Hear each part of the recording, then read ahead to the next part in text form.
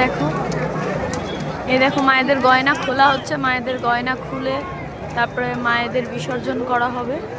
এখানে লাইনে একসঙ্গে ওপরে 3টে মা আছে, নিচে আরেকটা। মানে এখন সব বিসর্জনের সময়, গয়নাগুলো খোলা হবে, তারপরে মায়ের বিসর্জন দেওয়া হবে।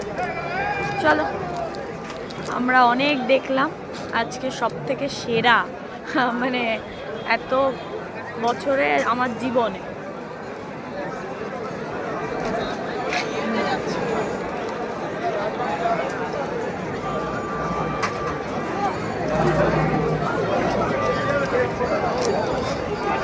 প্রত্যেকটা মাকেই এত সুন্দর লাগছে আর এত সুন্দর করে সাজিয়েছে। এই দেখো মায়ের গয়না খোলা হচ্ছে, দেখো কাছের থেকে।